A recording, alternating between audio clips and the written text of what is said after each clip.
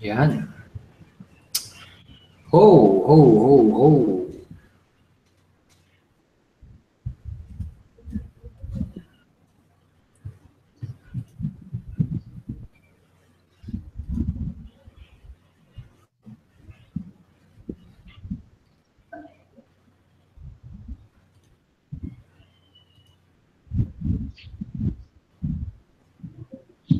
One. Save rejection ba dapat?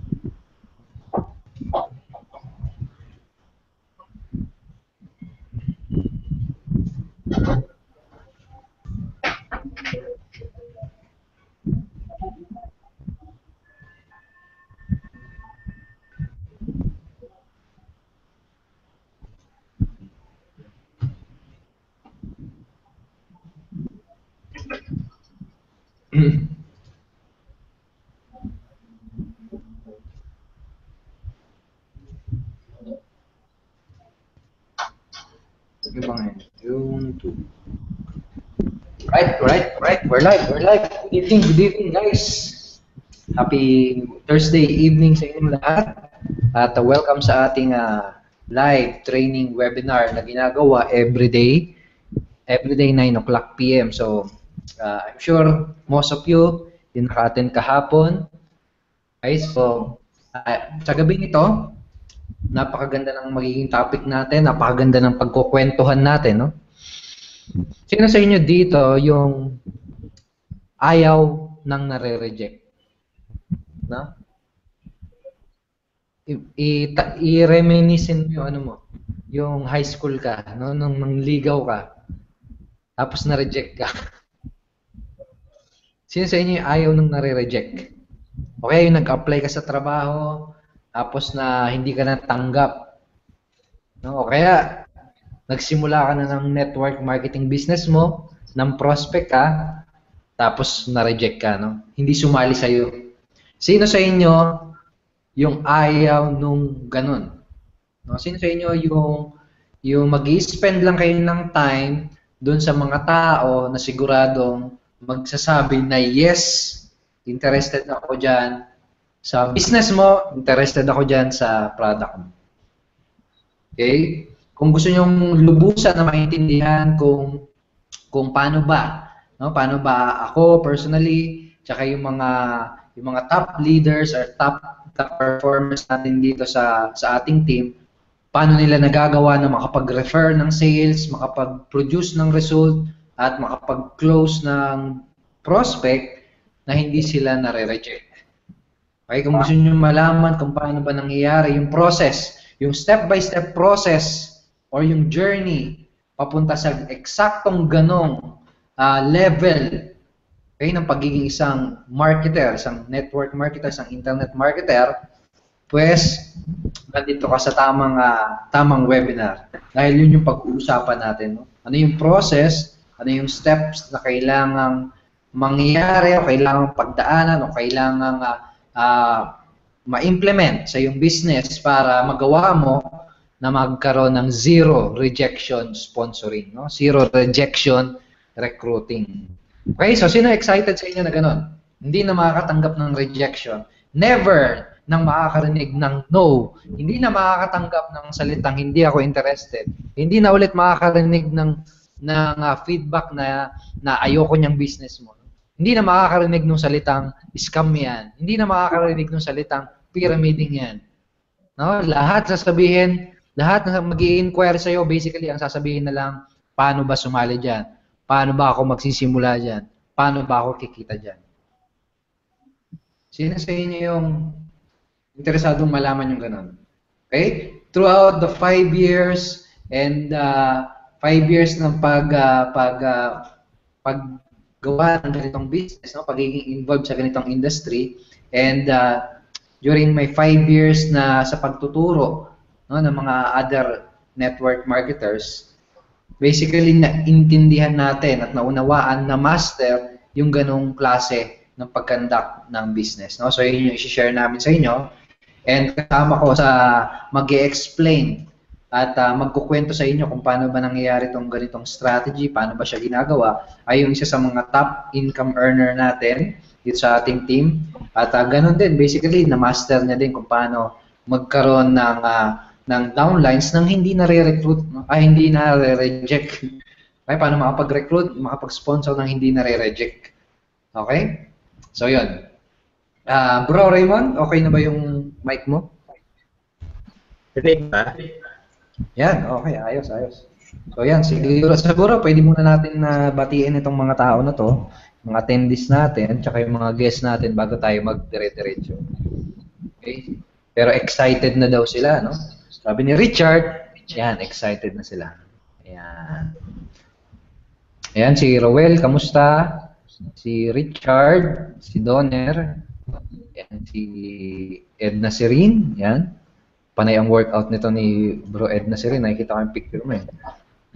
Si Anthony, si Arman, si Yuri, si Alfredo, si Prudencio, yan, sila Mike, may mga bago tayong mga kasama dito ngayon. That's great. Kahit maulan, umuulan din ng knowledge, umuulan din ng information, at hopefully, umuulan din palagi ng blessing din sa mga business nyo. So siguro, simulan na natin, no? Simulan na natin kung ano yung mga pwede namin maikwento sa inyo about zero rejection recruiting. And banggitin ko lang din na supposedly na dapat sana kasama kaming girl power dito sa webinar natin, no? Si Ivy Martinez, and unfortunately napagdiskitehan siya ng PLDT, no? Na nagkaroon ng problema yung connection niya. So kami na lang dito, si Sis Sai, si Coach Sai, si Coach Paulo, at Coach Raymond, tsaka ako ang mag-share sa inyo ng tungkol dito sa zero rejection recruiting. Okay? So siguro simulan na tayo. Share ko sa inyo pakilala ko sa inyo yung first na magkukwento sa inyo at magtuturo. Walang iba. I'm sure most of you kilala na siya. Okay? And gusto ko i-welcome nyo tong tao na to dahil grabe yung value na po-provide niya sa atin. No? So, welcome natin si Coach Raymond Gerald Tabaque.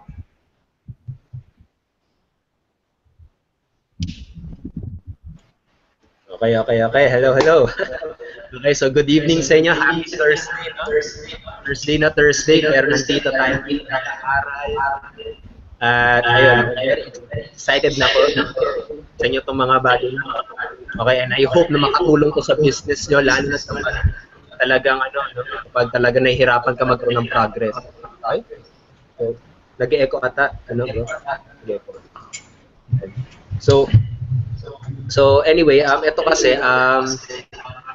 itong i-share ko sa inyo, bago pala doon, no? Sino dito yung parang hirap na hirap dito sa ganitong pakiramdam, rejection, no?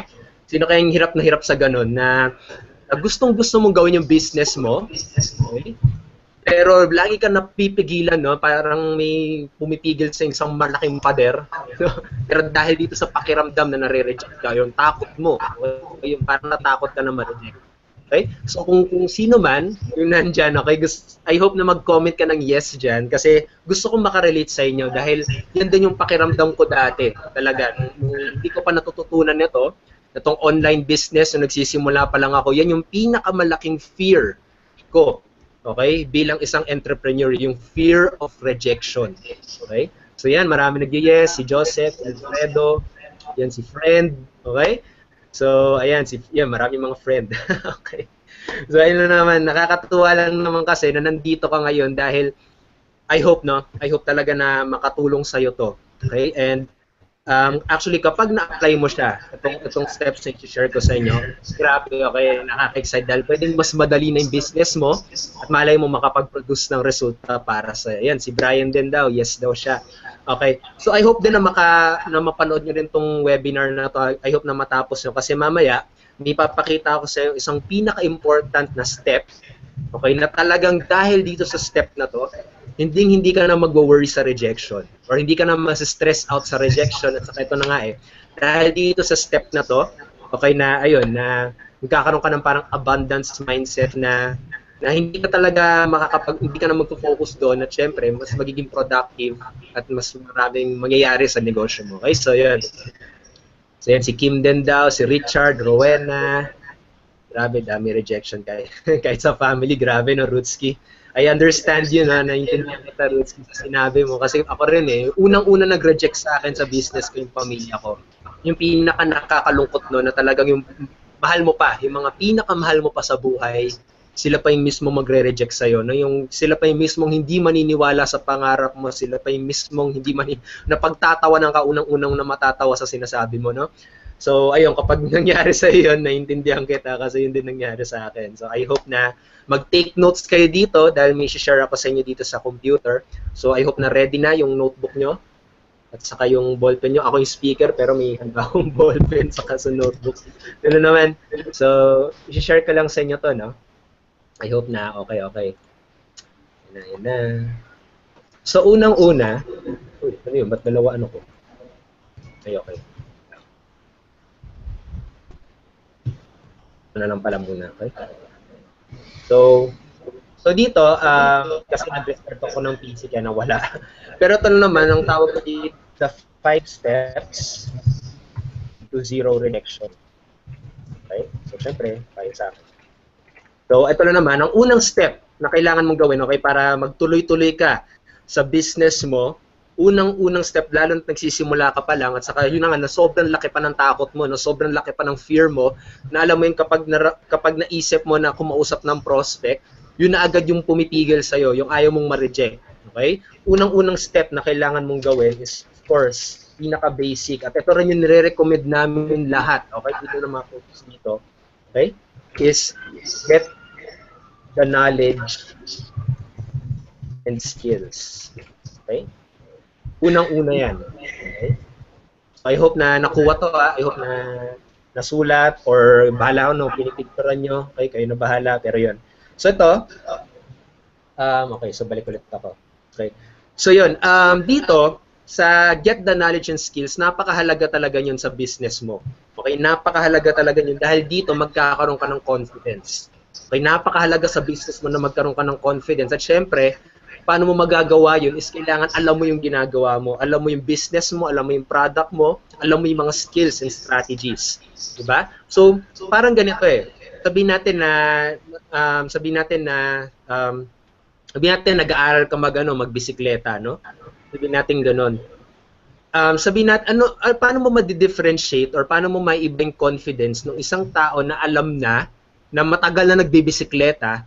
Sabihin natin, marunong ka magbisikleta, no? Sabihin natin marunong ka, alam mo kung paano. Sabihin natin, last time mo nagbisikleta ay nung 10 years old ka pa or 11 years old, no? Sabihin natin gano'n.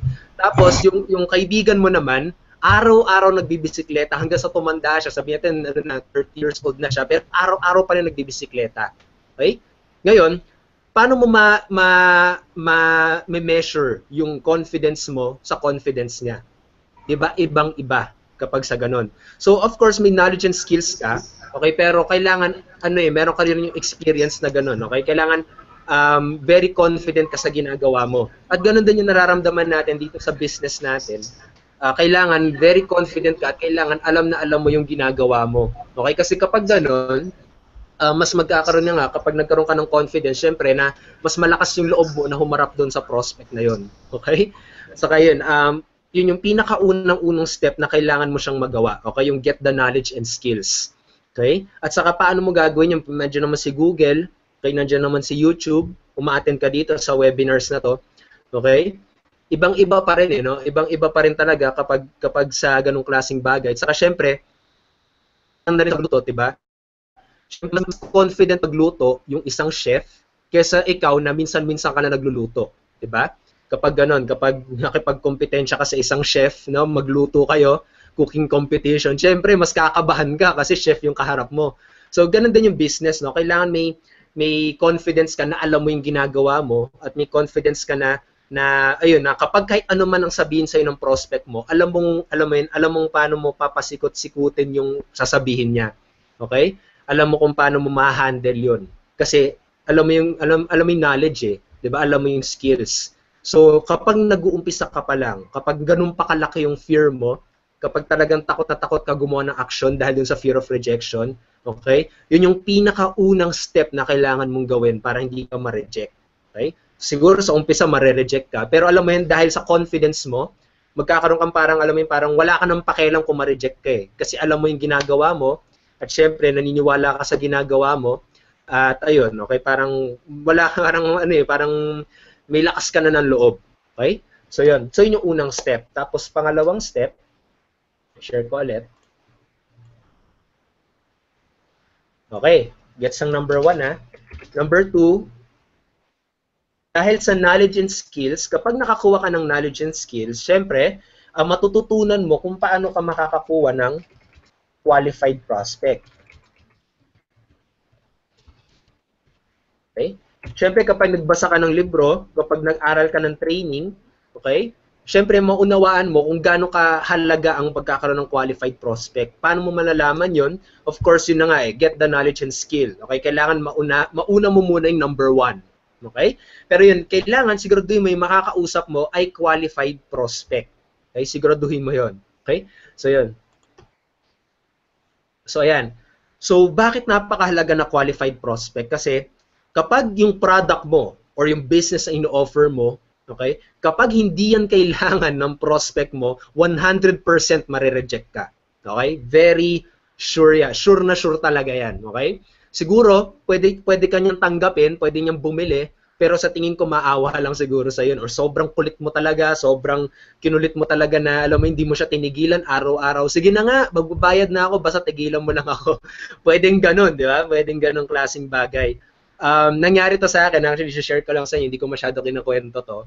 Yung unang-una, okay, unang-unang pay-in ko, nung nagsimula ako sa networking business, unang-unang pay-in ko sa business ko, ay yung nanay ko. Okay? Nakakayaman isipin. Pero yun talaga, dahil sobrang kulit ko, dahil sobrang pinilit ko siya, dahil kailangan ko magka-resulta. Hindi niya kailangan yung product ko, hindi niya kailangan yung business ko, pero dahil na nga, mahal na mahal niya ako, sige na nga, bibigyan ko na para masuportahan kita.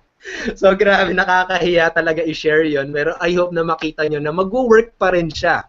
Okay? Pero yun na nga, na todo rejection pa rin matatanggap mo. At saka nakakaawa kang tignan, okay? Kapag hindi qualified yung prospect ang kinakausap mo.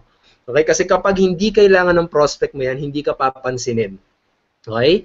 Kapag hindi yan kailangan ng prospect mo, kapag wala siyang desire na bilhin yan, sasabihin, ito yung mga karaniwan na sasabihin sa'yo, maganda yan, pero balikan mo na lang ako kapag may resulta ka na. Maganda yan, pero hindi ko kailangan yan. Maganda yan, okay? Pero wala akong time para dyan. Okay? Yan yung mga mararanasan mo kapag hindi mo kinwalify yung prospect mo. At sa tingin ko nakaka-relate kayo doon, yung mga objection na nararamdaman nyo, no? Na wala akong time, hindi ko kailangan yan, maganda yan, pero balikan mo na lang ako kapag may resulta ka na. Okay? Ibig sabihin, ito yung mga tao na kontento na. Ito yung mga tao na hindi na kailangan ng ginagawa mo, hindi niya kailangan yun.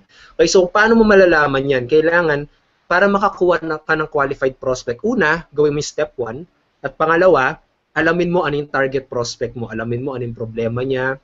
Okay? Kaya nga, diba, dapat dini-interview mo muna, diba? Nire-reason why, nalalaman mo muna yung reason why niya. Kaya nga may old school na tinuturo, diba? Form, F-O-R-M. Diba? Form, pag-usapan mo yung pamilya niya, occupation niya, okay? Yung ginagawa niya, ano yung nakaka-excite sa kanya, anong araw-araw niyang ginagawa. Tapos M, iba-iba M eh. Pwedeng money, pwedeng message.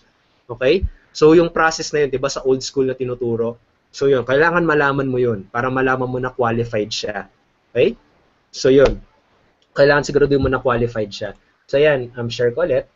So number 3. Number 3 na tayo. Mabilis ang sharing na to. Kasi sa tingin ko mag-share din sila.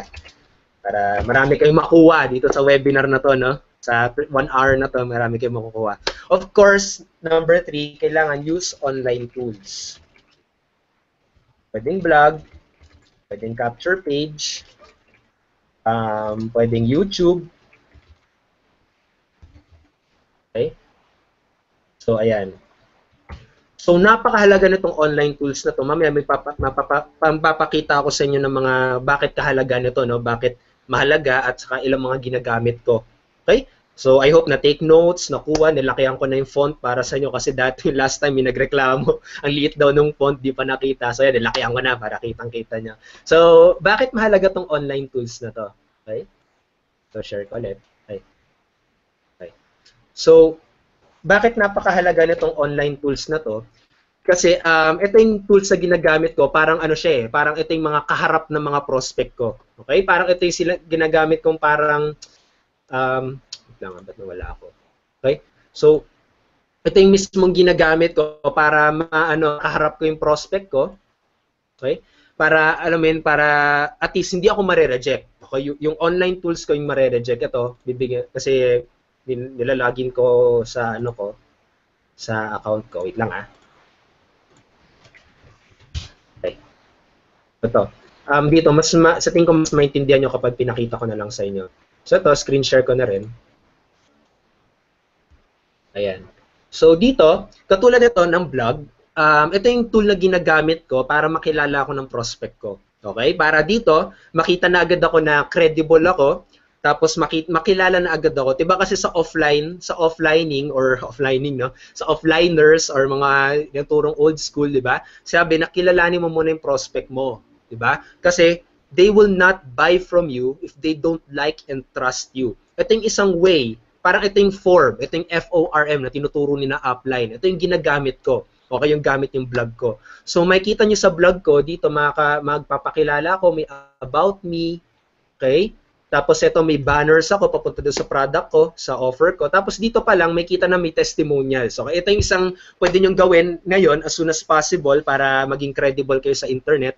Pwede mong katulad, may mga downlines ka, or may mga teammates ka, pwede kang magpakuha sa kanilang testimonial video, tapos para tumaas pa yung credibility mo. Okay? Para makita ng mga tao sa online na, wow, credible tong taong to, may mga natutulungan siya.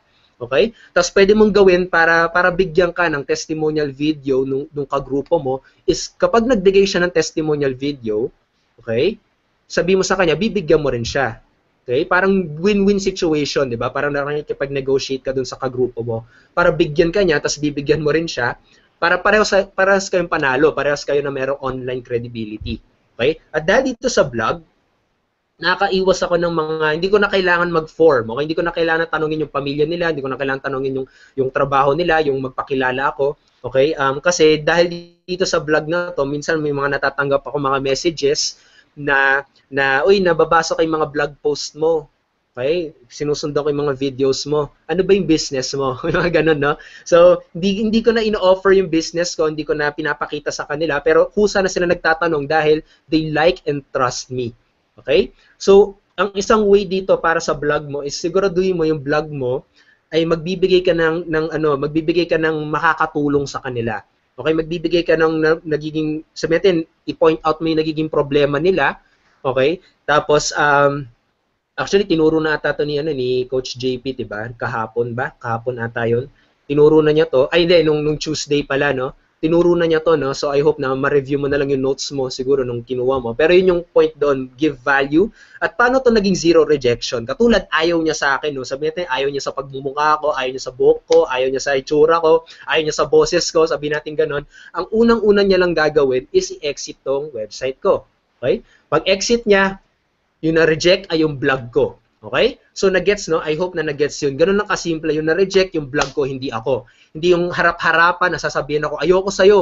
Hindi yung ganun, no? Parang natatanggap mo sa business mo, no? Kapag ginagawa mo yung negosyo mo.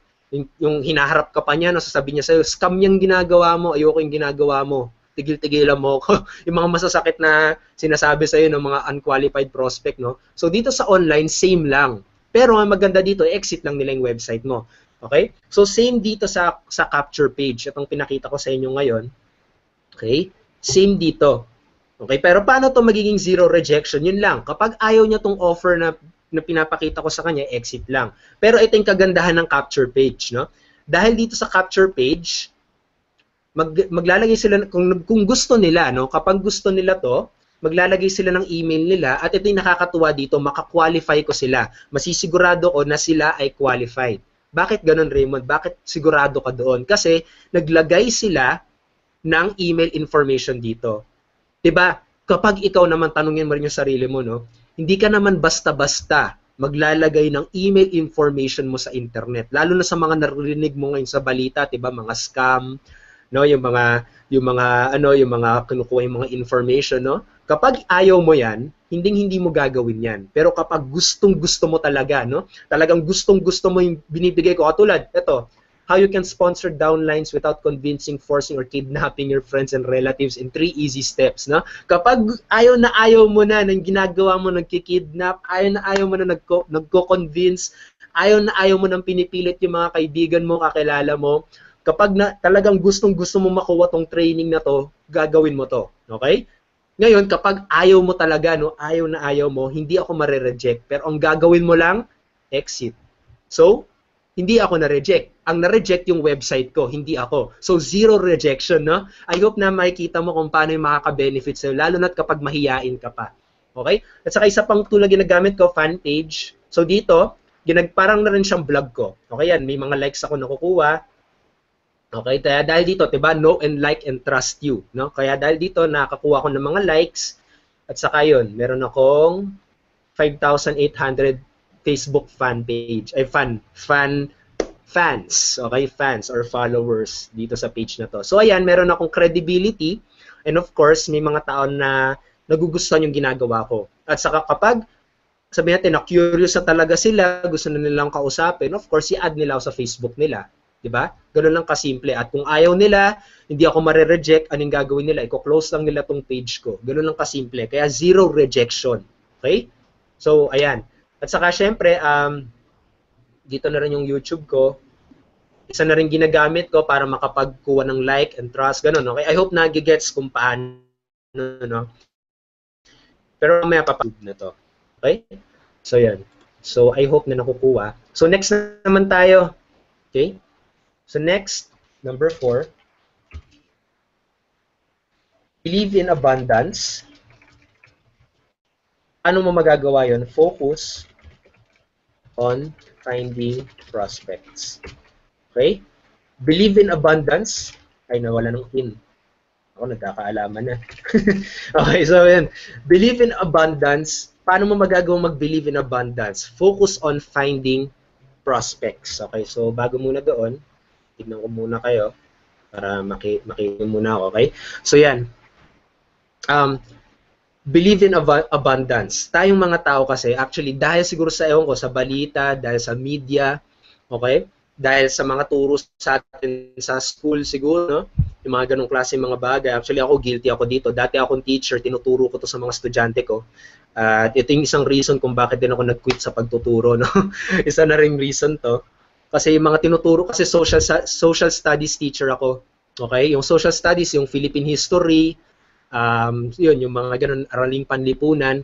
Ang unang ginagawa namin sa pagtuturo, bago ako mag-discuss tungkol kila Lapu-Lapu, bago ako mag-discuss tungkol kila Jose Rizal, okay, sa mga bayani natin, unang-una ginagawa namin, first 10 minutes ng klase namin ay balitaan. Okay? Ibig sabihin, yung mga estudyante, ewan ko kung nakaka-relate kayo doon, ha? Pero yung mga estudyante, nag-a-assign ako sa mga estudyante ng, sabihin natin, ng student for the day or news reporter for the day. Okay? Tapos magkailangan sa araw na yon may research silang yung balita. Okay? Tapos ipepresenta nila yun sa mga bata, I mean doon sa harap. Okay? Sila yung parang magiging news reporter, newscaster nung classroom na yon. Okay? Tapos ayun, tapos madalas napansin ko, madalas na dinireport nila is all about bad news. Kasi yung talaga lahat no? Lahat talaga ng binibigay bad news. Sobrang konti lang. Sa tingin ko, bilang na bilang sa daliri ko sa yung mga nagbigay ng good news. Puro bad news. Lagi sinasabi na, ayan, kulang sa trabaho. Mga ganun, di ba? Kulang, yung mga nire-report nila, kulang sa trabaho, kulang sa kulang sa sahod. Okay? Na yung mga ganung mga klase mga bagay, no? Kulang sa teacher, kulang sa OFW, puro ganun, puro scarcity yung mga binibigay nila. Puro bad news in short, kasi yun yung mga binibigay sa atin sa balita. Okay? So, ayun, doon pa lang, no? Nakikita na agad sa mga bata pa lang, na-ingrained na agad, no? Teenager pa lang sila, kasi high school yung tuturuan ko, na-ingrained na sa kanila yung scarcity mentality. Okay? Na kulang, lagi kulang.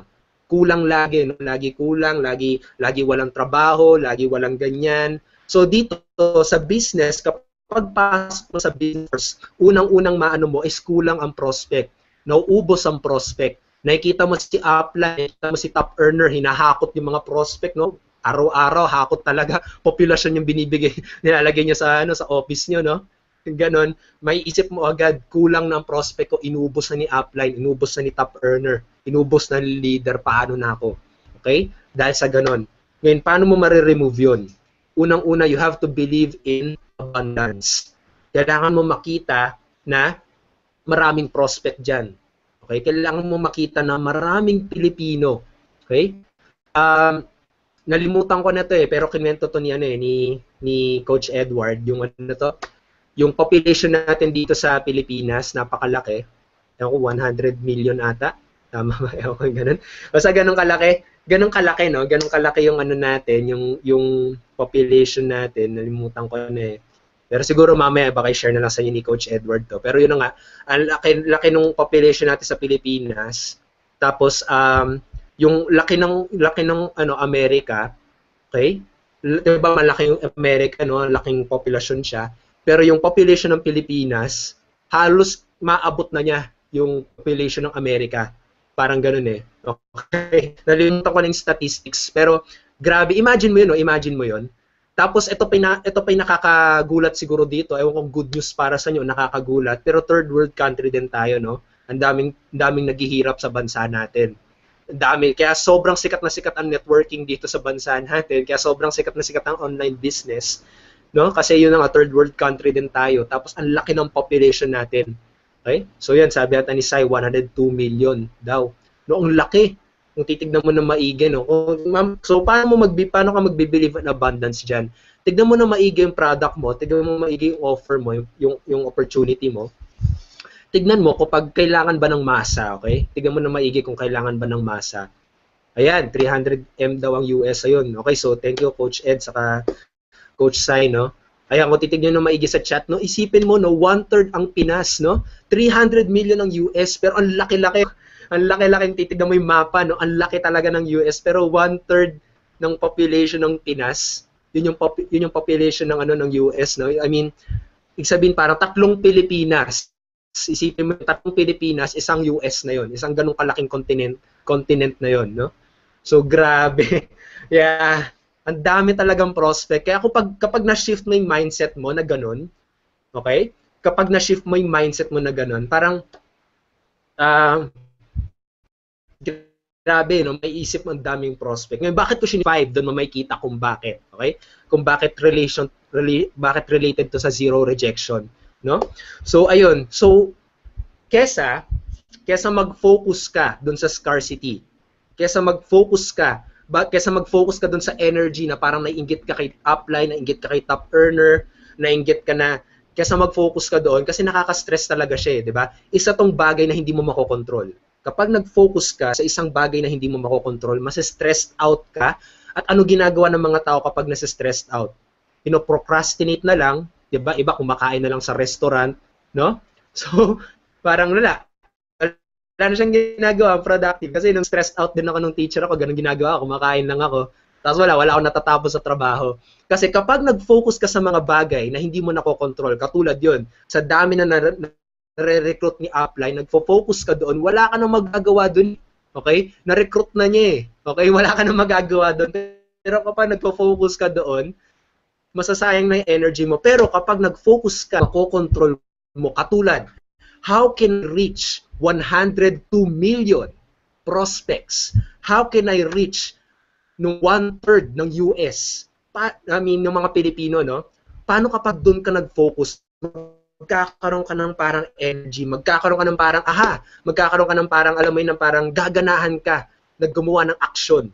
Paano mo ma-reach out yung mga taong yun? Kapag inalis mo yung focus mo doon sa mga nare-recruit ni upline, mga nare-recruit ni top earner, sa mga nauubos na prospect, okay? Kasi na-recruit na sila di ba? Wala ka nang magagawa doon. Pero kapag nag-focus ka kung paano mo ma-reach out, okay, yung mga prospect na yon, magkakaroon ka ng energy, okay, na hindi mo na maiisip na ma-reject Okay, kapag na-reject ka, no? Kapag na-reject ka, harap-harapan, isipin mo na lang, marami pang mga taong nangangailangan. Di kita kailangan. Pwede mong sabihin yung ganun eh, sa prospect mo yun. Okay, thank you. Di kita kailangan. May 2 million pang mga tao ang kailangan nito. Okay? Ito yung isang example, no? Kapag nagkaroon ka ng ganung klaseng energy, wait lang, screen share ko lang.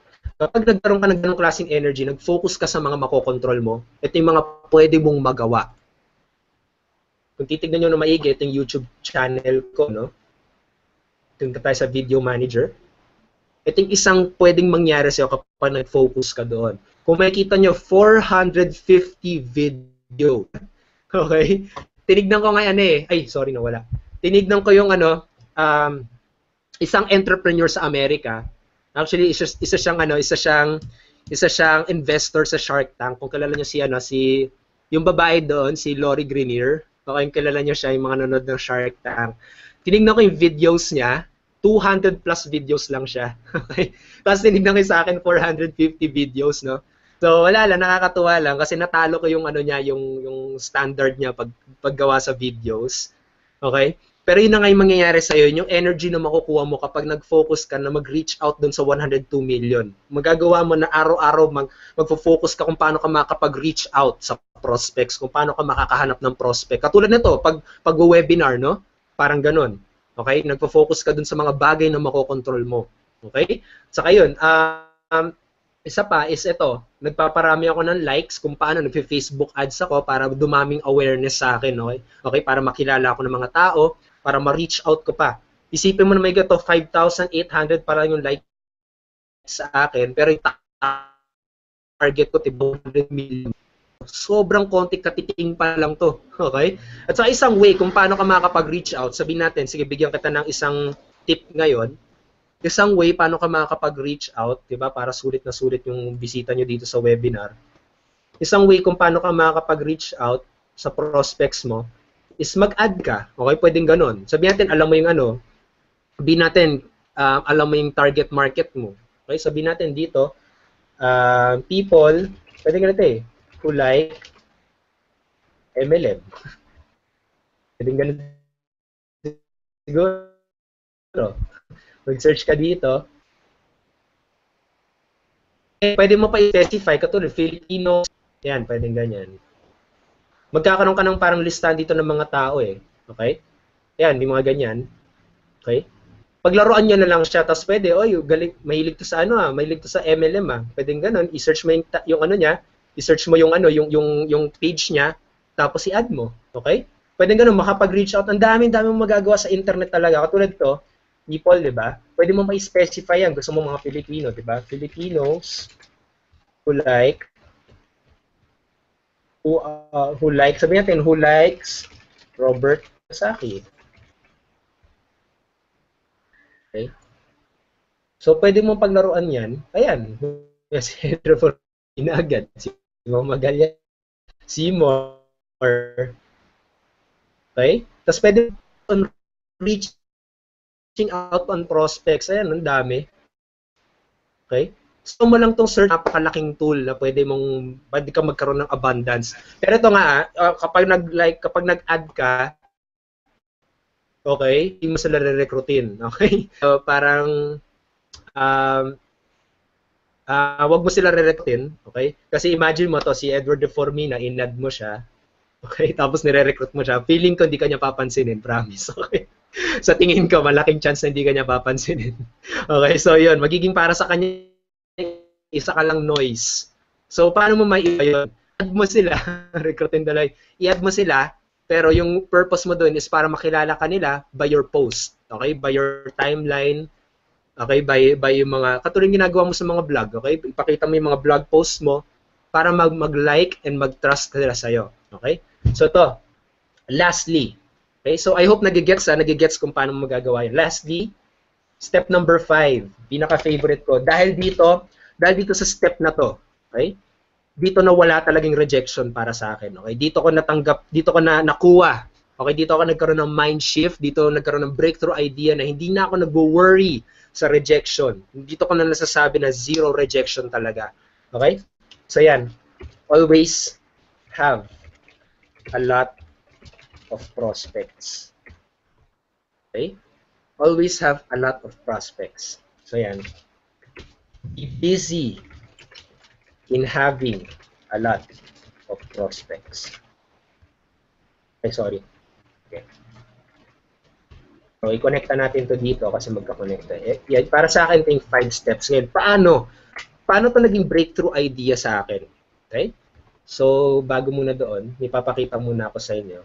Ay, sige, wait lang pala. Sige, tignan ko muna kayo para makita nyo rin ako, no?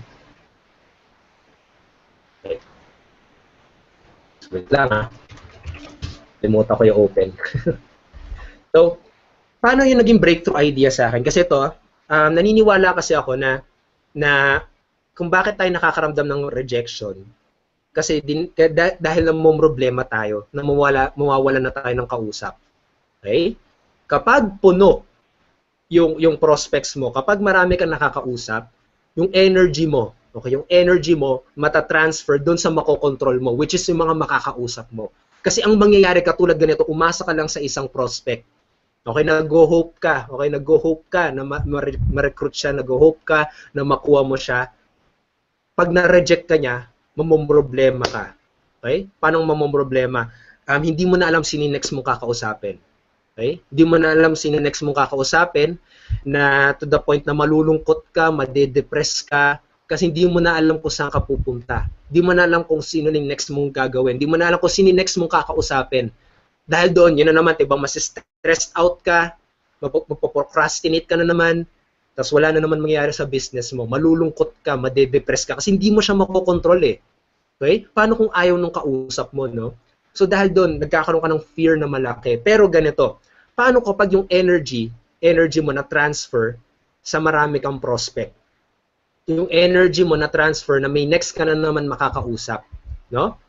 Mangyayari doon, magkakaroon ka ng energy na masasabi doon sa prospect na yun na tsupe ka muna, ganun, no? Tabi, alis ka muna, may kausap pa akong iba. At dahil doon, mawawalan ka na ng pakialam, okay? Mawawalan ka na ng pakialam kung ma-reject ka. Doon ka parang magkakaroon ng parang, ewan ko kung maganda tong idea or magandang analogy to, no? Parang magkakaroon ka ng parang pusong bato, no? Parang ganun. Pusong bato na wala ka ng pakialam kung ma-reject ka. May pakialam ka lang dun sa mga taong makakausap mo. May pakialam ka lang dun sa mga taong pwedeng maging potential downlines mo, potential sales mo. Okay? Kaya kailangan mag-focus ka ng energy mo is paano ka makakapag-reach out ng maraming prospect. Okay? So, ito lang, gusto ko lang may pakita lang ako sa inyo dito kasi gusto ko lang ipakita sa inyo na yun, itong mga tinuturo ko sa inyo, okay? Hindi to parang teorya lang, no? Hindi to parang gawa-gawa ko lang na nabasa ko lang sa libro. Lahat to base to nito sa mga resulta na nakukuha ko. Okay?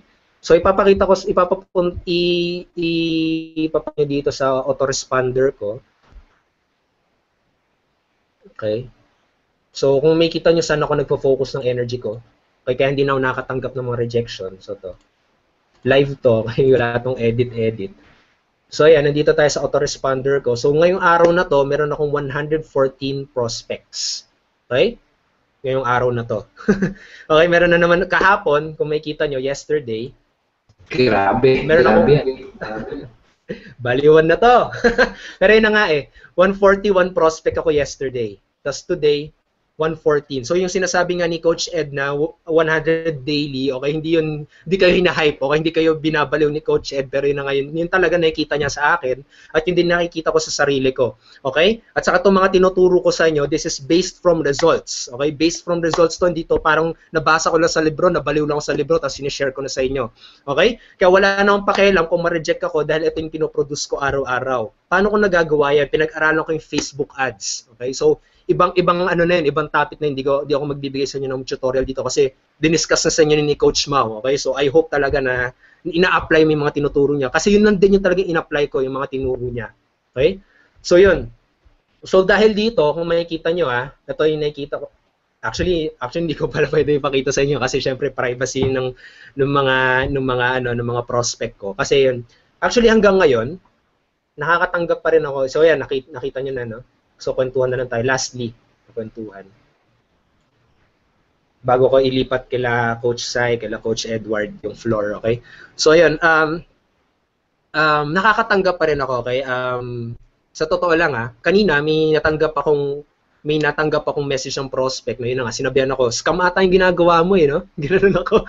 Okay? So maganda yung ginagawa mo, maganda yung nakita ko sa video mo, pero scam ata yun Alam mo anong response ko sa kanya? Scene mode. Scene zone. Hindi na nag-accent ng oras doon. Okay? Actually, baka may magtuturo sa akin, sayang yun. May mga offliner siguro magkasabi sa akin, sayang yun, prospect yun. Ang hirap-hirap kaya makakuha ng prospect sa panahon natin na yun. Pero yun na nga, dahil doon nakakapag-produce ako ng 100 prospect, nagagawa ko na mag-scene mode. Alam mo yan, lakas ng loob ko mag-scene mode dun sa mga prospect na negative. Sa mga prospect na nagre-reject sa akin, siniscene mode ko na lang. Okay? Yung mga, hindi na ako nag-accent ng oras na convincing pa yung mga taong yun. Mga nagsasabi na scam to. Okay, yung ginagawa ko. Okay, kasi feeling ko convinced siya na scam to. Kaya ayun. Kasi yung tao, convinced siya sa naniniwala siya, kahit ano pang gawin mo dun sa taong yun, kung ano yung paniniwala niya, hindi siya magpapatalo dun. Diba? Kung makikita mo na maigi, diba? Katulad ng presidential debate, diba? Nag-away sila, nakita ko lang ng sandali, nag-away yata sila, sila Binay, sila Poe, nag-away sila, wala nagpapatalo, wala nagpapatinag, kahit kita na yung punto ng isa't isa, hindi pa rin siya nagpapatalo, Ganun ang tao, ganun talaga ang tao. Okay? Talagang hindi siya magpapatalo dahil nakasalala yung pala. So kapag ang prospect mo unqualified, naniniwala siya na scam yung ginagawa mo, kahit ano pang gawin mo dyan, kapag pinilit mo, kapag kinonvince mo siya, maniniwala pa rin siya na scam yun. Kasi syempre, kapag tinanggap niya na mali siya, okay, pride niya nakasalalay At alam mo naman yung tao, kapag nasaktan yung pride, alam mo yun, todo good din sa'yo. Depende sa mga tao. Hindi naman lahat ng tao ganun, Pero ako kasi, hindi na nag-accent ng oras dun Okay, hindi na ako nag-accent ng oras kaya siniscene mode ko na lang. So, yun. So, basically, depende na sa kung paano mo gagamitin to. Yung 5-0 rejection, okay. So, sa mga notes, ayan, siguro bigyan ko kayo ng okay, 1 minute na lang habang last minute na i-share ko sa inyo. Yun na lang yun In order for you, okay, para hindi kayo makatanggap ng rejection, mag-focus kayo sa mga bagay na makokontrol mo. Okay? Focus kayo dun sa mga bagay na magagawan mo ng paraan. Wag kang mag-focus sa mga bagay na hindi mo makokontrol. Katulad na yun, na-reject ka. Na-reject ka na Bakit ka mag-focus doon? Mauubos ang energy mo doon. Mas-stressed out ka at wala ka nang gagawin sa business mo dahil stressed ka. Okay? Pero kapag nag-focus ka sa mga bagay, katulad ng pag-reach out, pag-video, kasi nagagawa mo naman pag-video, diba? Kahit ano sabihin nila, mag-video ka pa rin. So magagawa mo, makokontrol mo siya. Okay? At saka yun, para ikaw, hindi maubusan ng prospect, siguraduhin mo na meron kang maraming prospect. Okay? Doon mo ilaan ang energy mo. Okay? Doon mo ilaan. Actually, tong energy na binibigay ko dito sa business na 80-20, ewan ko kung tama pagkakaintindi ko dito pero yun na yung rule na yung 80-20, okay? Pero ito yung pagkakaintindi ko rin dito, 80% ng ginagawa ko sa business na to, hindi ako kumikita. Ibig sabihin, 80% ng ginagawa kong effort dito sa business na to, okay, ay yung mga bagay, mga activities na hindi ako kumikita.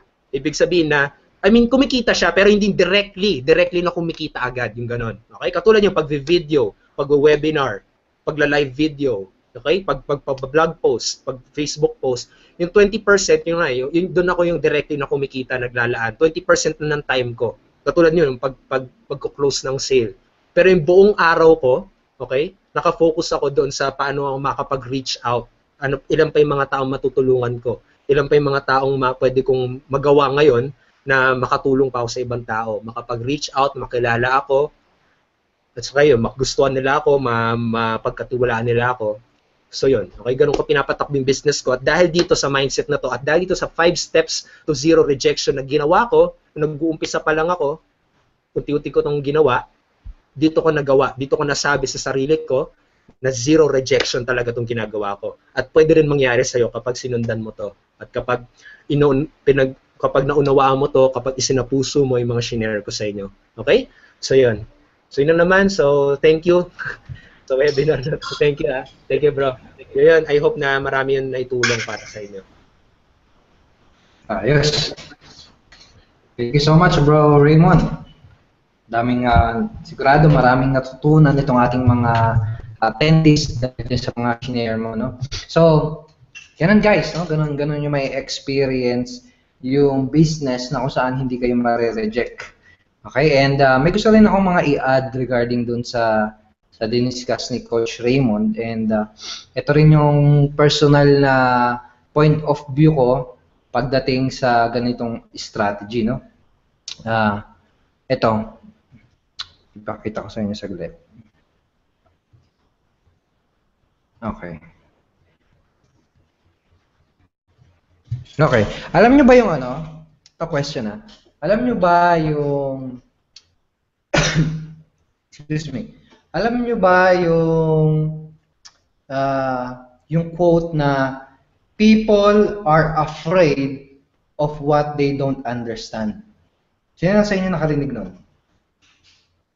People are afraid dun sa mga bagay na hindi nila lubusan naiintindihan.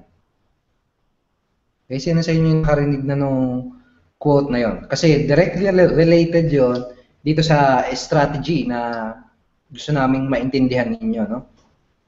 Okay. So, sa akin kasi, basically, ang ginawa ko para ma-achieve yung zero rejection ay inaunawaan ko, naintindihan ko na mabuti yung quote na yon. Okay, ito, type ko dyan sa ating chat box. People are afraid of the things that they... Yan. Okay? So, ito. Ipakita ko lang sa inyo kung gaano ka-effective yung maintindihan mo yung quote na yan. Okay? Ito, for example, share ko sa inyo yung screen ko.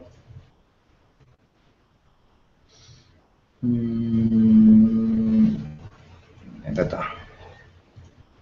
Kita bro, no? Okay. Kita.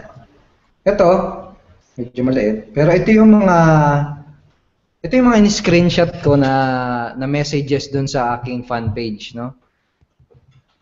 Araw-araw ako nakakatanggap ng mga messages na nagsasabi na, ay, interested ako dyan sa business mo, interested ako dyan sa product na binibenta mo. Basically, ganyan, no? Napanood ko yung maraming sa training nyo sa YouTube, I'm a network marketer, at gaya ninyo, nung nag-start pa lang kayo, naghahanap pa ako ng solution, no? Tapos sabi niya, can you be my mentor? I want to join your team. Okay? So imaginein mo, nakakatanggap ka ng parang ganyang mga messages. No? I want to join your team. No? Hindi ka sinasabihan na scam ba yan? Or may kumita na ba dyan? No? Tinatanong sa'yo, can I join your team? Ito pa. Okay, so hindi siya, ito last Friday lang. And in-screenshot ko siya kung pakita yung mismong messages kasi andun yung mga pangalan nila. Okay, pero ito, magkano po para maging member sa online marketing system? No? Ito naman, I watch your video regarding Ignition Marketing and I'm very interested to join. So, hindi lang interested, very interested to join. No? Ito. Pwede nyo po ba kami tulungan and turuan? How can we start? No? So, imagine nakakatanggap ka ng mga ganyang klase ng messages sa inbox mo o sa email mo o sa text, no? And hindi lang yan Hindi lang yan sa fan page, no? Meron din yan dito sa, for example, dito sa email ko. Okay, tago na lang natin yung pangalan niya. Ito, Sir Edward, good morning po. How much po capital for entry of Ignition Marketing? Yan, no? So, ganun, makikita mo from different channel of communication, napakaraming tao talaga yung nagtatanong. Minsan nga, hindi ko na lang nare-replyan sa sobrang dami. So, imagine dumating ka sa point na gano'n, na hindi mo na alam kung paano i-entertain yung mga tao dahil sobrang daming nag-aano sa'yo, no? Sobrang daming nag-a-approach, sobrang daming nagtatanong kung paano sumali, paano bumili. No? Tipong kailangan mo na talaga mag-hire ng mga assistant, no? Tipong kailangan mo na mag-hire ng VA para ma-handle lang yung prospecting mo. Imagine mangyari sa iyo. No? Pero paano ba talaga ginagawa 'yon? Okay? Ganito lang, napakasimple. At kapag na-gets mo to, no, kapag naunawaan mo siya, it can really change, no? Can really change your business at talagang parang magre-revolve siya 360 degrees. Ano 'yon? Ano yung strategy na ginamit doon? Okay? Ang tawag ko doon sa strategy na ginagamit ko dito para ma-achieve yung ganung klase ng zero rejection sponsoring ay ang tawag ko sa kanya is educational marketing, no? Educational marketing. Okay? And remember, yung quote na sinabi ko sa inyo kanina, people are afraid of things that they don't understand. Okay? Kapag ginamit mo kasi educational marketing, ang ibig sabihin kasi niya, unti-unti mong ine-educate, no? Kaya nga educational marketing, unti-unti mo kasing ine-educate, pinapatalino, no? Yung mga prospect mo para maunawaan nila yung tungkol sa business mo, yung tungkol sa product mo, yung tungkol sa opportunity mo. Unti-unti mo silang ine-educate. Okay? And dun sa process na unti-unti silang na-educate, okay? Nawawala yung pagkatakot nila na mag-take ng action. No? Nawawala yung takot nila na sumali. Kasi nga unti-unti na nilang naiintindihan. Okay, most of your prospect, kaya yan takot, kaya hindi yan sumasali kagad-kagad kasi hindi pa nila naiintindihan. People are afraid of the things that they don't understand. No? So ikaw sa marketing mo, ang goal mo is to educate, no? To educate your prospects. Okay? Kaya hindi nag-work yung mga marketing na join me kagad, no? So join me in this pre-launching, join this bagong opportunity, buy this product. Kasi yung mga prospect mo, takot sila maglabas ng pera sa bagay na hindi pa nila naiintindihan. Okay, maliwanag ba yon? Ikaw, yayain kita, ay, punta tayo dun sa for example, hindi mo ako kakilala, no? Punta tayo sa Tigas, may papakita lang ako sa'yo. Hindi mo ako kakilala, tapos hindi mo alam kung ano yung pupuntahan, no? Hindi mo alam kung ano yung gagawin doon. Tingin mo sasama ka? Hindi, kasi sa'yo, may malaking question eh. Di ba? Alright? So ikaw, ang goal mo in your marketing is to educate them ng paunti-unti. Okay, actually, ganun yung eksaktong ginawa ko. Throughout my videos na ginagawa, no, sa lahat ng mga pinopost ko sa Facebook, sa blog ko, no, lahat ng ginagawa ko ng video, ang purpose niya is i-educate yung mga prospect. It's either dun sa business, either dun sa product, or either dun sa team, or either dun sa opportunity. Ngayon, habang tumatalino sila, no? Yun pala yun, no? Nasasabi nila in the back of their mind. Nasabi nila, yun pala. Ganun pala ako kikita. Yun pala yung products niya. Yun pala yung compensation plan. Ganun pala yung business model. No? Habang nangyayari yun sa likod ng isipan nila, no, nawawala yung takot na sumali. Unti-unting gumagaang yung kamay nila sa pagdukot ng bulsa. No, gumagaang na. Madali na nila mailalabas yung pan-join nila. So ikaw, ganun din. Ganun din yung strategy mo na i-apply sa yung business. Educational marketing. No? So paano mo i-deploy yun? Napakadali na lang. No? Napakadali na lang. Napakaraming avenue, napakaraming tools na pwede mong gamitin para magawa yung educational marketing. No? Pero to give you a basic idea, ang gagawin mo to implement this strategy, kailangan mo ng mga content. Okay, kailangan mo ng mga content. It's either blog post or article, yung sinulat mo, no? Video na magtuturo mga kung ano yung mga benefit ng product mo, kung ano yung mga benefit ng iyong opportunity, no? Kung ano yung mga maitutulong sa kanila ng team mo, no? So basically ganun lang kasimple. Educational process, no? So ito, for example, sabihin natin nag-publish ka ng isang post sa Facebook. Ito si Facebook. Okay? Sabihin natin, timeline, no? Timeline sa Facebook. Okay? May pinublish ka dito na educational, no? Something educational. Sabihin natin na how to how to retire by the age of 40, sabihin natin, ganyan. Okay? Kaya naman, how to become a millionaire, no? By 30 years old. So basically, yung ganyang klaseng topic, i-educate mo sila in your business model. Okay? Pwedeng i-discuss mo dyan about internet marketing. Okay? Pwede mo i-discuss dyan about network marketing. No? I-share mo dyan kung gaano kadami yung mga taong kumikita sa ganitong klase ng industry. No?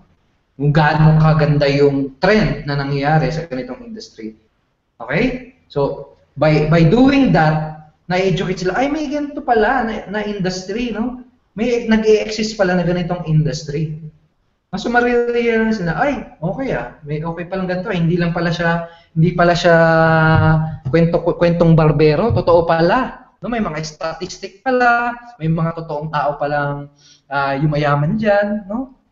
Totoo palang industriya yan.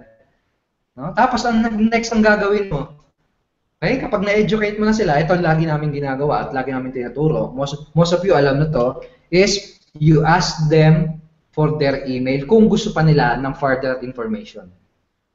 Okay? So, sabihin natin, nagustuhan nila yung blog post mo. Ito, blog post na mo. Kunyari, blog post mo ito. Nagustuhan nila yung blog post mo. Hey, interesado ka ba bang malaman kung ano yung tungkol dito sa industry na to? Subscribe dito sa aking opt-in form and I will teach you more. Parang ganun. Okay? Ngayon, kapag nag-subscribe na sila, ano mangyayari? Pag naglagay na sila ng email, unti-unti mo pa rin silang i-educate. So, i-educate mo na sila possibly about sa company mo, no? Possible, educate mo na sila about sa product mo. And then sa next email or next video or next blog post, i-educate mo naman sila about sa team mo. No? So, unti-unti, tumatalino, na-educate. No? Na-educate yung prospect mo. Gagaang ngayon sa kanya, mawawala na yung takot niya na pumasok sa iyong company, na pumasok, sumali sa inyong team. Parang ganon. Okay? Di ba yung bata, kapag pag unang pasok sa school, di ba, minsan umiiyak? Sino sa inyo may mga anak na? Sino sa inyo naka-experience nun? Pag unang papasok yung bata sa school, umiiyak. Tanong mo kay Raymond, dami umiiyak sa kanila. Pag yung mga grade 1, kinder, dami, kasi takot eh. Hindi pa kasi nila naiintindihan kung ano yung concept ng school, kung paano ba yung experience doon. Pero pag araw-araw na, nalalaman na nila, na-educate na sila, no? Unti-unti, parang wala na lang, no? So, ganun din yung purpose ng mga ipapublish mong content. Yun yung reason kung bakit kailangan mong gumawa ng video, bakit mo kailangan gumawa ng blog post, etc. para ma-educate yung iyong prospects. May nangungulit dito ang bata. So yun, naintindihan nyo ba guys? Sabihin nyo nga dyan sa chat box kung naintindihan nyo. Sige, i-antayin ko yung mga chat nyo, ha? Sige. Kung may questions din kayo, mag-post na rin kayo. Ganyan. Or ganyan, may comments.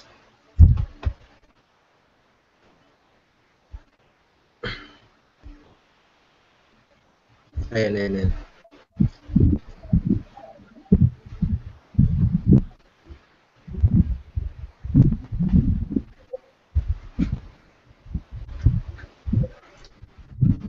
Ikaw ba, Paolo? Ano mo? Zero rejection.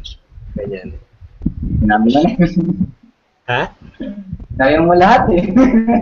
Sabi ko na. Oo, pero yun yung educational marketing. Actually, next month, magkikreate kami ng video series na i-elaborate yung tungkol dyan sa educational marketing. No? So, abangan nyo yun. It's going to be a series of training na ipoprovide namin sa buong community tsaka sa buong internet marketing industry dito sa Pilipinas. Okay?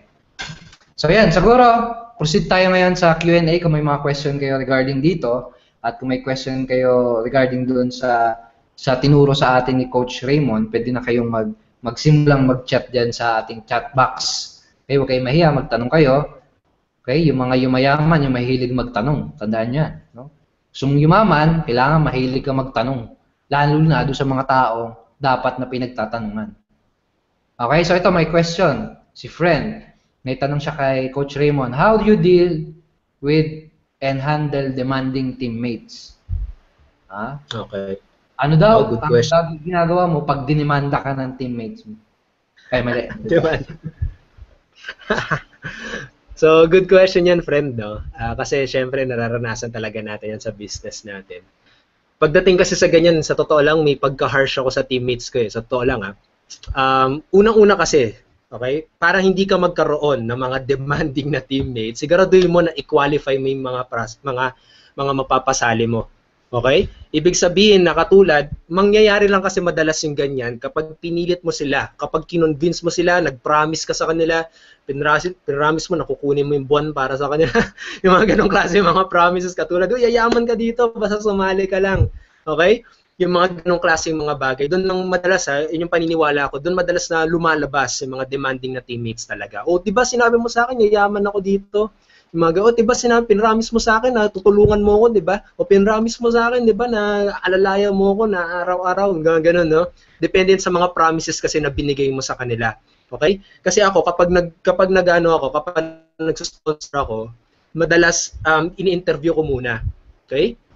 Katulad, sinabi niya sa akin, katulad, ini-interview ko siya, sinabi niya sa akin, matutulungan mo ba ako sa business na to? Yan, di ba? Iisipin mo yung tanong na yun, napakalaki agad, di ba? Parang demanding na agad. Okay? Sige, sasali ako dyan, pero matutulungan mo ba ako? Mga ganun. Makakatanggap din ako ng mga ganung klase. Okay? So, sinasabi ko sa kanya, nakadepende sa yun, bro. Ganun ko siya. Nakadepende sa yun. Kapag ba tinuruan kita, gagawa mo ba ng action? Okay? Nasabihin naman niya, willing naman akong gawin. Okay, gagawa naman ako ng action. So, that's good. Tapos, i-close ko na yung sale. Pwedeng ganun, no? Or sabihin niya na, kasi kapag sinabi niya na hindi siya willing, hindi naglulukuhan na kayo, syempre, wag mo na siya tanggapin. Sakit sa ulo lang yun. Okay? Pero yun na nga, kapag naman napapasok mo na siya sa organization mo, sabihin natin yun, yung demanding mong teammate na yun or downline na yun, no? Napapasok mo na siya. Sinabi mo sa kanya, akala ko ba kikita ako dito? Gumagano na siya, no? Tapos, ayun, sabihin, kala ko ba kita ako dito? Tapos, ayun, tapos tinuruan mo naman siya, no? Tapos, pwede mo sa kanya sabihin na, ginagawa mo ba yung mga pinapagawa ko sa'yo? O ginagawa mo ba yung mga tinuro ko sa'yo? Okay? Tapos, pwede niya sabihin na, ginagawa ko. Tapos, pwede mo i-check. Okay? I-check mo yung mga Facebook profile niya, i-check mo yung fan page niya, wala namang ginagawa. So, pwede mo ibalik sa kanya yun. Okay, kala ko ba willing kang gawin ng action? Kasi kulang sa action yung ginagawa mo. Pwede ganon, ibalik mo sa kanya. Minsan kapag ginaganon ko, medyo harsh ako sa kanila, yung medyo natatameme sila na tumatahimik tapos gumagawa na ng action. Okay? Minsan naman kapag sobrang demanding talaga, alam mo yun, ng tanong, wala namang ginagawang action. Minsan nito may pagka-harsh yung ginagawa ko, minsan parang hindi ko sila pinapansin, no? May pagka-ganon, no? Kasi minsan katulad sobrang demanding na talaga na parang alam mo yun, kulang na lang i-demanda ka sa korte, mga ganong klase mga downlines. Okay? Minsan di ko sila masyado pinapansin. Tapos kapag nakaranas, parang wala na sa kanilang tumutulong, walang tumutulong sa kanila, pero naiisip nila na kailangan nila gumawa ng action para sa pamilya nila. Gumagawa sila ng action. Kasi alam mo minsan kasi yung mga tao minsan na ikot-ikot ko, ang daming masyadong matakbo sa isip ko. Pero yun nga, minsan kasi kapag binibaby mo, okay, kapag masyado mong kino-comfort ang mga downlines mo, masyado mo silang kino-comfort, masyado silang komportable na nandiyan ka para sa kanila. Masyado silang komportable na alam mo yun, sa'yo lahat ng mga sagot. Okay? Parang feeling nila kapag hindi sila magkakaroon ng resulta kapag wala ka. Yung parang ganon. Nakasalalay sa'yo yung resulta mo. Kailangan maparamdam mo sa kanila na nakasalalay sa kanila yung resulta nila. Okay? Kailangan maramdaman nila na business nila yon at kailangan nilang gawin yon. Yun na nga pwede kang maging harsh siguro, pero at least magawa mo sa magandang paraan. Okay? Huwag naman makikipag-away ka, na makikipagmurahan ka, huwag naman yung gano'n, no? Talagang magandang paraan naman. So yun, kailangan mapaintindi mo sa kanya yun. At saka yun nakadepende talaga yun sa kung paano mo siya kausapin bago mo siya maipasok sa team mo. So yun, yung opinion ko doon, and I hope na nakatulong yun. Okay. At saka ang problema din kasi doon sa ibang mga uplines, minsan, yun nga yung pag-baby, no? Yung pag-spoon fed sa mga kanilang downlines, yung tipong gagawin na lahat para para alagaan, no? Yung kanilang mga downlines is akala kasi nila natutulungan nila yung downlines nila. The truth is hindi mo matutulungan yung member mo kapag in-spoon fed mo siya, no? Kapag ginawa mo yung lahat para sa kanya. Okay? Kasi ang kailangan mong ituro sa kanya ay kung paano siya makakatayo sa sarili niyang paa. Okay? Kasi remember, yung mga nagsasucceed, yung nagkakaroon ng matinding resulta, tsaka yung mga nagiging top earner sa ganitong business ay yung mga leader. Now, kung i-spoon fed mo yan, hindi yan matututo kung paano tumayo sa sarili nilang paa, and hindi sila matututo kung paano maging leader. Okay?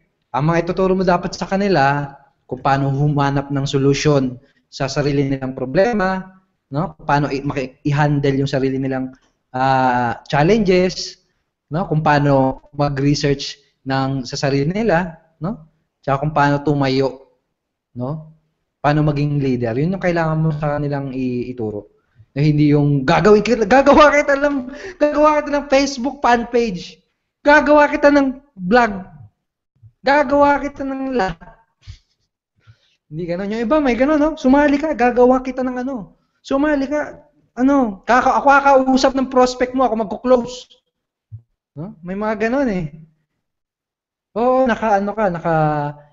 nakapagpa-join ka nga, pero yun, umasa ka na magde-demand at ide-demand niyan yung oras mo. Hanggang sa ikaw hindi ka na nakakapag-produce. Hanggang sa ikaw hindi ka na nakakapag-sponsor dahil nasa management mode ka na. No? It's doomed to fail kapag gano'n, no? Pag management mode ka palagi. Okay? So ikaw, dapat maturuan mo yung downline mo na mabigyan mo sila ng tamang expectation. Okay? Unang-una, yung sabi nga sa inyo ni Coach Raymond. Pangalawa, at turuan mo sila kung paano tumayo sa sarili nilang paa. Okay? Para hindi sila maging demanding sa'yo. So, okay lang sa una eh. For example, tinanong ka ako, ganito usually ginagawa ko. Paano ba mag-upload ng video sa YouTube? Ha? Pag tinanong ka ng gano'n, huwag mo naman sabihin kagad na ang tanga mo naman, dali-dali lang yan eh. Huwag gano'n. Turo mo muna sa kanya. Tapos, sabihin mo, ganito lang yan, punta ka sa youtube.com, ganyan-ganyan. Tapos, by the way, kapag may mga very simple or frequently asked question ka na ganyan, madali lang mahanap yung sagot sa ganyan. Alam mo ba kung paano? Sasabihin niya sa'yo, kasi paano? Ganito, punta ka lang sa Google, tapos i-type mo yung question mo. Okay, so ngayon, naturuan mo na siya. Next time, pag natanong niya, paano ba mag-edit ng picture? Turo pala ni Upline ganito. How to type lang daw sa Google, how to edit picture. So nangyari, naturuan mo siya paano maging paano humanap ng solusyon doon sa problem niya, di ba? Okay, so ganun din. Every time na may tanong ang downline mo, make sure na tinuturuan mo sila kung paano hanapan yung solution ng mga question nila. Okay?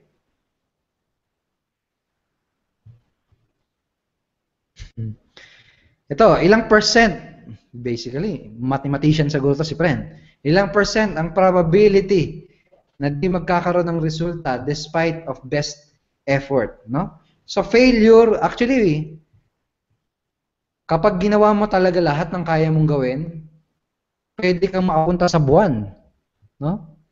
Pwede kang makapunta kasi yung mga tao nakapunta na nga sa buwan, no? So walang imposible, basta willing kang gawin yung lahat. Kapag talagang best effort mo yung ibibigay mo, hindi ka talaga mag-fail. No? Now, tanong ko, ano yung best mo? Baka yung best mo is 1 hour every week. No? So, hindi yun best. You can do better. No? Kapag sinabi mong you are willing to do your best talaga, hindi ka talaga mag-fail. No, kasi ako, for example, tingin ko hindi ko pa nagbibigay yung best ko. No? Tingin ko, for example, I'm sure sila, yung mga coaches natin, I'm sure kaya sila willing pa rin mag-aral na mag-aral, kaya sila umattend sa mastermind kasi hindi pa yun yung best nila, no? Gusto pa kaya pa, alam nila na meron silang ilalabas, no? Pero nakapag-produce na sila ng mga resulta, no? So ikaw kung talagang willing kang gawin yung best mo, kaya mong makapunta sa buwan, no? Kaya mong magawa yung kahit ano, no? Imagine mo yung mga achievements na nagawa ng tao. No, nakaimbento ng ilaw, nakaimbento ng microphone, nakaimbento ng webinar, nakaimbento ng kotse, nakapagpalipad ng eroplano, nakagawa ng city, ng mga tulay, nakapunta sa buwan. No, bakit nangyari yon? Because they did their best. No, kung iisipin mo yon, simple lang talaga na kumita ng 1 milyon. Sobrang simple lang no, kung i-compare mo sa makikita mo sa paligid mo. Yung mga achievement na nagawa ng mga taong ginawa yung best nila. Okay? Kapag every time na nagmamaneho ako sa labas, pag nakikita ko yung mga bagay-bagay, for example, nakita ko yung building, lagi ako na-amaze na paano kaya nagawa ito? Ang tindi naman ng mga utak. Tsaka ng effort na binuhos dito para magawa dito. Tapos yung iba nahihirapan kumita lang ng 2,000 na commission, hirap na sila. Di ba? Imagine mo yun. Paano nagawa yung cellphone? Grabe. Dati kailangan mo pang sumulat. Kailangan pa tumawag. No? Para lang makipag-communicate. Ngayon, ito na lang. Paano nagawa yun? Ang lupit talaga ng tao. Walang imposible. So, pag may ganun ka mindset and you'll do your best, hindi ka mag-fail. No? Walang mag-fail. Bakit nag-fail? Kasi nagkukwit agad.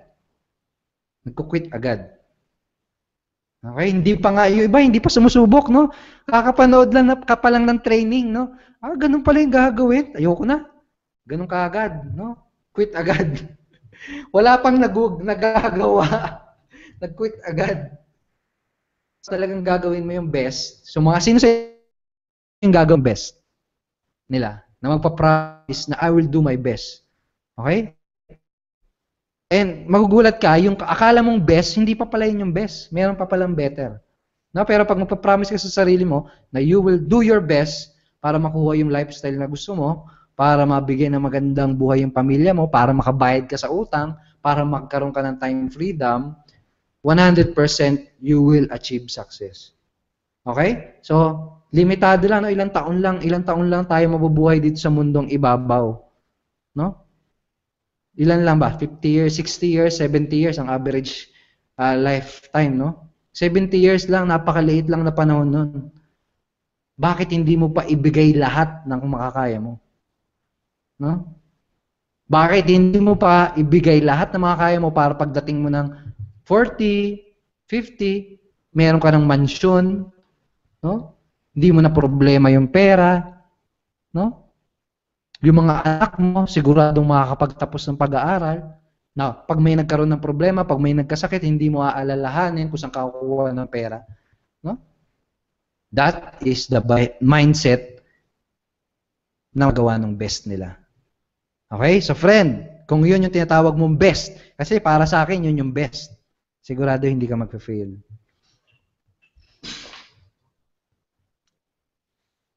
Okay? So siguro, hindi pa naman ito yung last webinar natin for this week. Alam ko may marami pang question pero mostly hindi na masyadong related sa topic natin. Siguro ipagpatuloy na lang natin bukas. Okay? So kasi bukas, ang pag-uusapan natin ay how to influence your prospect.